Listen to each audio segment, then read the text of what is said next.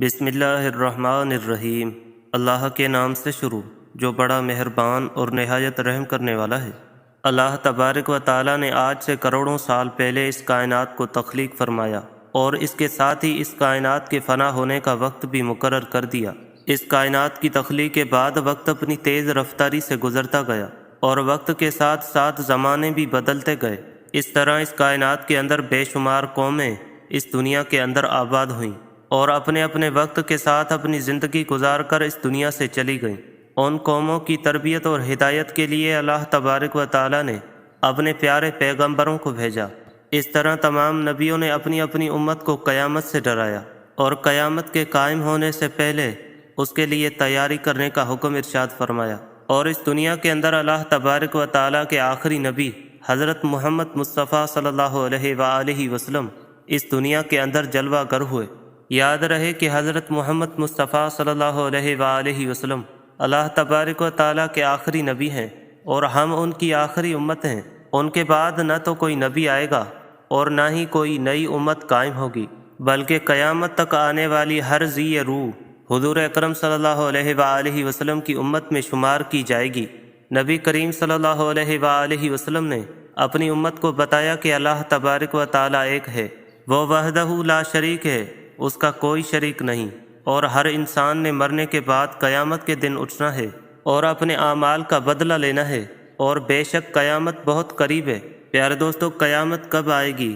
ایک ایسا خوفناک اور پراسرار سوال ہے جس کو سن کر ہر مسلمان خوف کے اندر اور تجسس کے اندر مبتلا ہو جاتا ہے، اور ہر کوئی یہ جاننا چاہتا ہے کہ ہمیں کیسے پتہ چلے گا کہ قیامت کتنی قریب آ چکی ہے یا پھر قیامت کا زمانہ آ چکا ہے، اس کی نشانیاں کیا ہیں، تاکہ ہر مسلمان اپنے آپ کو اس کے لیے تیار کر رکھے اور اس سے پہلے ظاہر ہونے والے فتنوں سے خود کو بچا سکے۔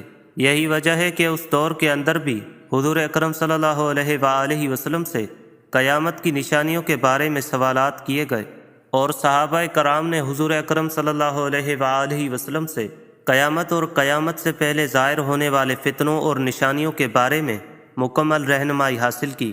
ویسے تو رسول پاک صلی اللہ علیہ وآلہ وسلم نے قیامت سے پہلے ظاہر ہونے والی بہت ساری نشانیوں کا ذکر فرمایا ہے، لیکن ان میں چند نشانیاں ایسی ہیں جو بالکل قرب قیامت میں ظاہر ہوں گی، جن کو قیامت کی بڑی نشانیاں کہا جاتا ہے، جس سے ظاہر ہو جائے گا کہ قیامت اب قریب آ چکی ہے اور اس کے اندر کوئی شک باقی نہ رہے گا۔ پیارے دوستو، ان چند بڑی نشانیوں میں سے ایک خاص نشانی جس کا آج ہم ذکر کرنے والے ہیں وہ حضرت امام مہدی علیہ السلام کا ظہور ہے۔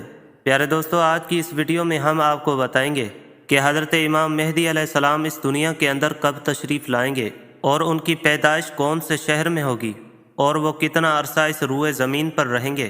حضرت امام مہدی علیہ السلام کے دور حکومت میں کون کون سے واقعات رونما ہوں گے، اور اسی دوران حضرت عیسیٰ علیہ السلام کا ظہور کس طرح ہوگا، اور حضرت امام مہدی علیہ السلام کا اصل نام کیا ہوگا جس سے ان کی پہچان ہو سکے، اور حضرت امام مہدی علیہ السلام کن کی اولاد میں سے ہوں گے۔ پیارے دوستو، ان تمام تر سوالات کے جوابات آج کی اس ویڈیو میں ہم آپ کو بتائیں گے۔ آپ سے گزارش ہے کہ ہماری اس ویڈیو کو اینڈ تک ضرور دیکھیے گا۔ پیارے دوستو، حضور اکرم صلی اللہ علیہ وآلہ وسلم کی غیب دیکھنے والی آنکھوں نے اس کائنات کی ابتدا سے لے کر انتہا تک ہر چیز کا مشاہدہ کیا، اور صحابہ کرام سے قرب قیامت میں ظاہر ہونے والی نشانیوں کا ذکر فرمایا، جن میں سے بہت ساری نشانیاں آج کے زمانے میں ظہور پذیر ہو چکی ہیں، اور صرف چند نشانیاں ایسی ہیں جن کا ظہور باقی ہے۔ اس کے بعد قیامت قائم ہو جائے گی۔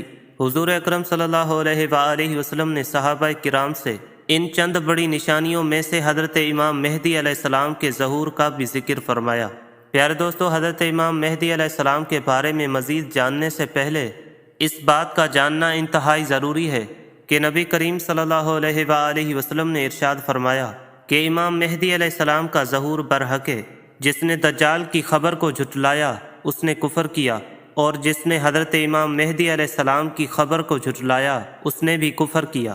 حضرت امام مہدی علیہ السلام کی پیدائش مدینہ شریف میں ہوگی، اور آپ اہل بیت میں سے ہوں گے۔ حضور پاک صلی اللہ علیہ وآلہ وسلم نے ارشاد فرمایا کہ حضرت امام مہدی علیہ السلام حضرت فاطمۃ الزہرا رضی اللہ تعالی عنہا کی اولاد میں سے ہوں گے، اور ایک دوسری روایت کے اندر آتا ہے کہ آپ حضرت حسن بن علی رضی اللہ تعالی عنہ کی اولاد میں سے ہوں گے۔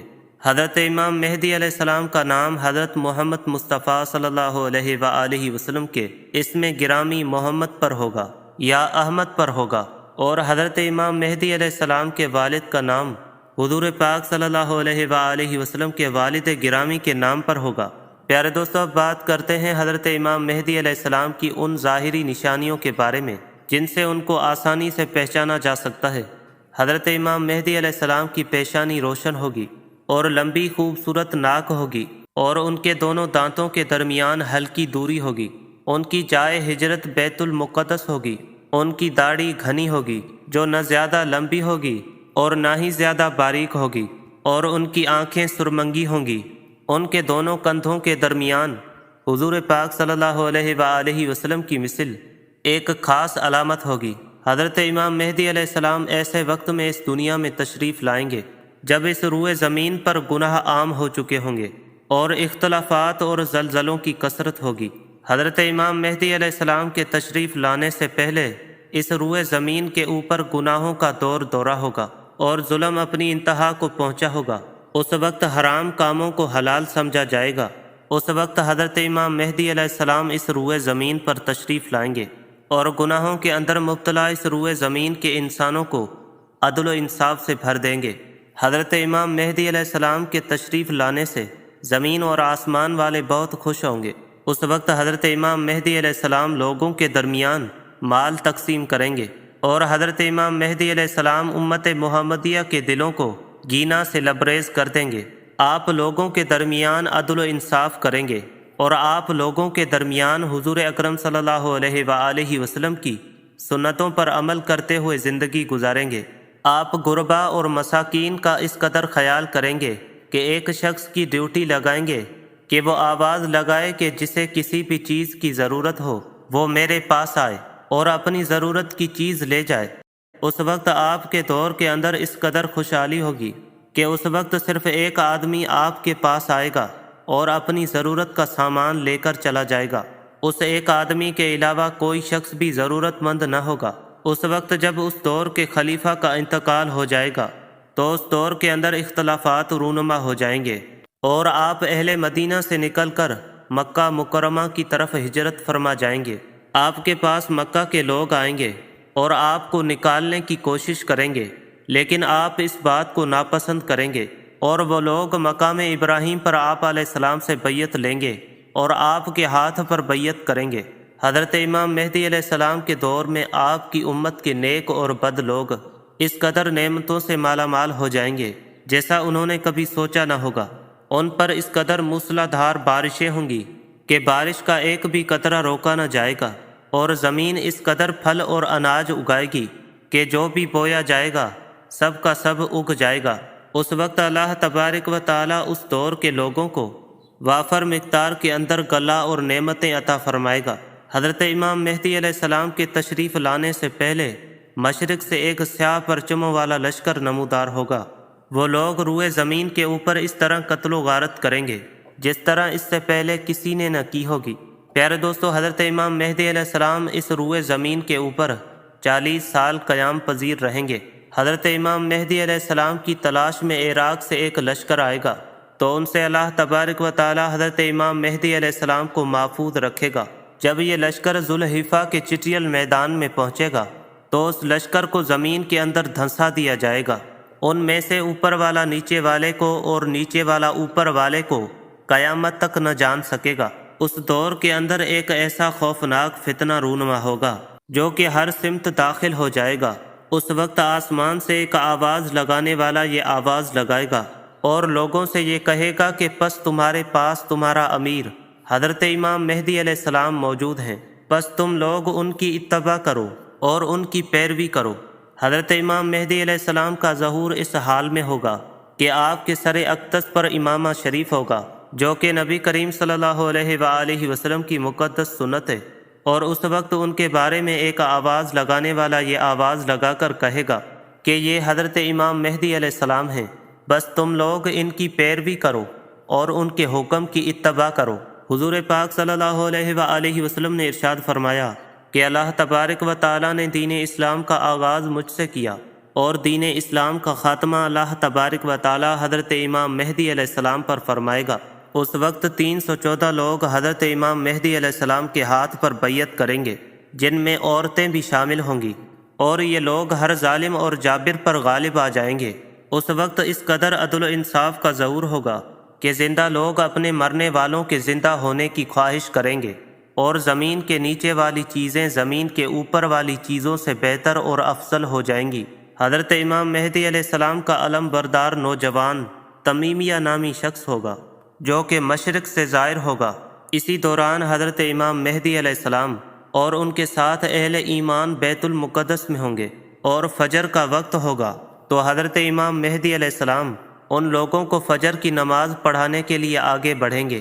اس وقت حضرت عیسیٰ علیہ السلام کا نزول ہوگا تو حضرت امام مہدی علیہ السلام حضرت عیسیٰ علیہ السلام کو دیکھ کر جائے نماز سے پیچھے ہٹ جائیں گے، تاکہ حضرت عیسیٰ علیہ السلام جائے نماز پر امامت کریں۔ اس وقت حضرت عیسیٰ علیہ السلام امام مہدی علیہ السلام کے دونوں شانوں کے درمیان ہاتھ رکھیں گے اور ان کو حکم فرمائیں گے کہ آپ آگے بڑھ کر نماز پڑھائیں، آپ ہی کے لیے اقامت کہی گئی ہے۔